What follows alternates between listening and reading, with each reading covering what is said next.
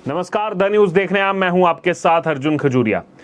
तो आखिरकार T20 विश्व कप का विजेता जो है वो मिल चुका है। भारतीय क्रिकेट टीम ने इतिहास रच दिया।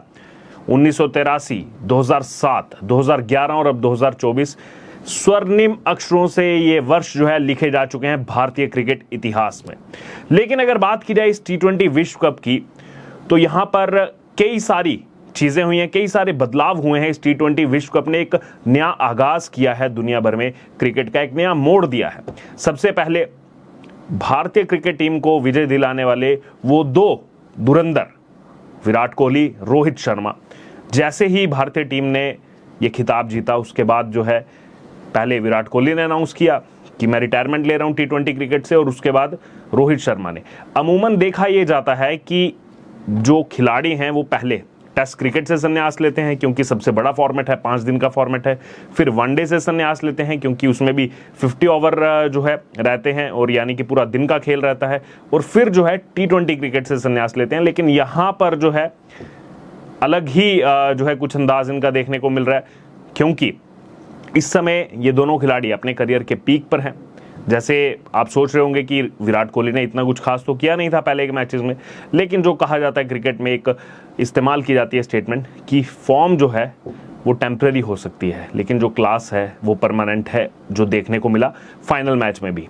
इसीलिए अपने पीक पर पहुंचकर और इस विश्व कप को जिता करके जो है ये रिटायरमेंट का फैसला कहीं ना कहीं बेहद सही इसको क्रिकेट की दुनिया में माना जा रहा है कि एकदम सही डिसीजन लिया है, क्योंकि एक पूरा अभी पीछे जो है वो बेंच तैयार है आने वाले समय में जो है वर्ल्ड कप खेलने के लिए। और अच्छी बात यह है कि जो 2026 का वर्ल्ड कप है वो भारत में ही खेला जाएगा, यहाँ की पिचेस पर ही खेला जाएगा। तो उस हिसाब से जो है तैयारी की जाएगी। राहुल द्रविड़ को जो है एक रिटायरमेंट दी गई। राहुल द्रविड़ की अगर बात करें, वो आपको जो एग्रेशन देखने को मिला राहुल द्रविड़ का, वो इसीलिए था क्योंकि सब जानते हैं 2007 में जो 50 ओवर वर्ल्ड कप हुआ, उस समय भारतीय क्रिकेट टीम के कप्तान थे राहुल द्रविड़, और भारत जो है वो लीग स्टेज से ही बाहर हो गया था।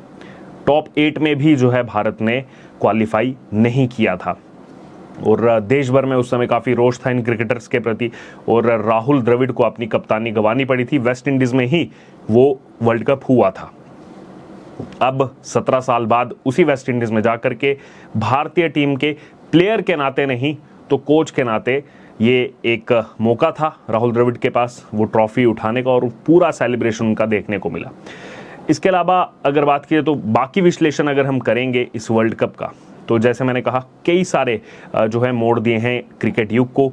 वो इसीलिए कि एक चीज़ कही जाती थी क्रिकेट के लिए कि केवल 6 से 8 कंट्रीज़ खेलती हैं, 8 से 10 कंट्रीज़ खेलती हैं। फुटबॉल देखिए, इतने देश खेलते हैं। सबसे पहले तो ये भ्रम मैं दूर कर दूं दर्शकों में, जो लोग जिनको ये लगता है कि केवल 6 से 8 कंट्रीज़ ही जो है क्रिकेट खेलती हैं, कि आईसीसी के पास 108 सदस्य हैं, जिसमें से 12 फुल मेंबर हैं। फुल मेंबर का मतलब यानी कि जिनको टेस्ट क्रिकेट की मान्यता प्राप्त है, और 96 ऐसे देश हैं जो एसोसिएट मेंबर हैं, यानी कि जो बाकी क्रिकेट फॉर्मेट खेलते हैं, लिमिटेड ओवर फॉर्मेट खेलते हैं। अभी उनको टेस्ट की मान्यता प्राप्त नहीं है, लेकिन वो भी एसोसिएट हैं आईसीसी से, और उसका नतीजा देखने को मिला।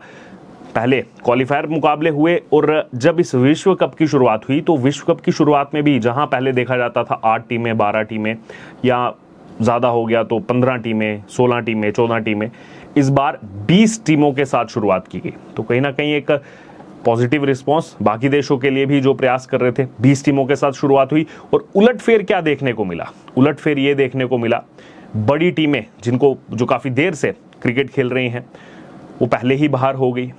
श्रीलंका उसमें एक एग्जाम्पल है। श्रीलंका जो है वो सुपर 8 के लिए क्वालिफाई नहीं कर पाई। उसके अलावा अगर बात करें, न्यूजीलैंड जो है वो सुपर 8 के लिए क्वालिफाई नहीं कर पाई। तो आप सोचिए कि क्रिकेट का फ्यूचर क्या है, क्योंकि अब बाकी देश भी काफ़ी अच्छा करने लगे हैं। और सबसे ताज़ा उदाहरण आपके सामने है यूएसए। यूएसए ने पहला इतना बड़ा टूर्नामेंट खेला जिसमें इतने बड़े देशों के साथ कम्पीट किया, क्रिकेटिंग कंट्रीज़ के साथ कम्पीट किया, और पहले ही टूर्नामेंट में सुपर 8 में जगह बनाई, और सुपर 8 में जगह बनाते ही 2026 T20 विश्व कप के लिए क्वालिफाई कर लिया है, जो भारत में होने वाला है।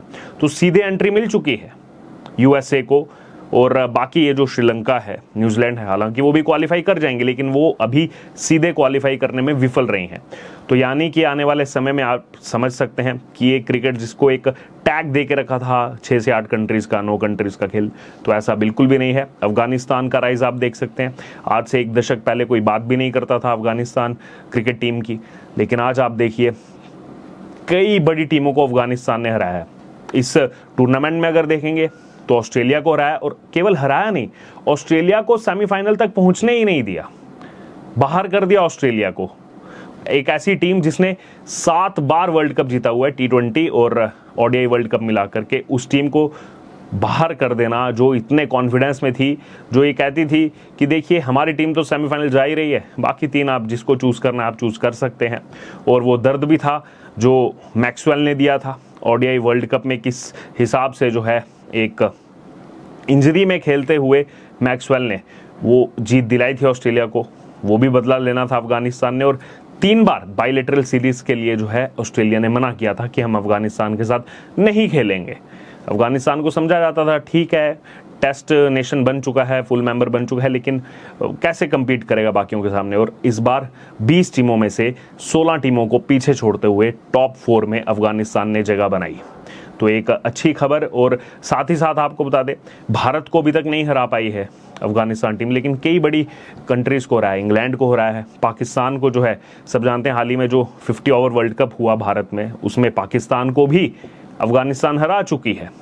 और अगर आप देखेंगे, स्टैट्स को देखेंगे, तो उसमें जो हाईएस्ट विकेट टेकर हैं, जहां भारत के अर्शदीप सिंह हैं 17 विकेट लेकर, तो उनका साथ देते हुए अगर कोई नज़र आ रहे हैं वहां पर जॉइंट, जिसको कहा जा सकता है कि सबसे ज़्यादा विकेट लेने वाले कोई खिलाड़ी हैं, तो अर्शदीप सिंह के साथ अफगानिस्तान के ही खिलाड़ी जो हैं वहां पर उसमें उस लिस्ट में मौजूद हैं फजल फारूकी। तो आप सोच सकते हैं कि इनका भी भविष्य जो है वो कितना उज्जवल है आगे। और केवल यहाँ पर अगर बात की जाए बॉलिंग में ही नहीं बल्कि बैटिंग की भी अगर बात की जाए, तो इस टूर्नामेंट में जो सबसे ज़्यादा रन बनाए गए वो गुरबाज ने बनाए। गुरबाज जो हैं वो अफगानिस्तान के ही खिलाड़ी हैं। दूसरे नंबर पर रोहित शर्मा ने सबसे ज़्यादा रन बनाए हैं। तो एक अच्छी खबर पूरी दुनिया की जो क्रिकेट है उसके लिए, कि एक तरफ जो हम देखते थे कुछ ही कंट्रीज़ का टैग दिया जाता था, लेकिन अब बाकी कंट्रीज़ भी अच्छा कर रही हैं। इसमें अगर बात की जाए, कई सारी ऐसी कंट्रीज़ हैं जो अच्छा करने का प्रयास कर रही हैं। उसमें नामीबिया एक टीम है, ओमान एक टीम है, पपुआ न्यू गिनिया एक टीम है। तो ये भी आने वाले समय में कुछ सरप्राइज़ दे सकती हैं, क्योंकि इस बार आप देखेंगे तो अमेरिका टीम ने पहले ही बोल दिया था कि आप आइए अमेरिका में खेलने के लिए, हम आपका स्वागत करते हैं, लेकिन साथ ही साथ ये भी बता देते हैं कि इस टूर्नामेंट में हम बड़े अपसेट आपको देने वाले हैं। बड़े अपसेट का मतलब किसी ना किसी ऐसे देश को हम इस टूर्नामेंट में पहले ही बाहर कर देंगे।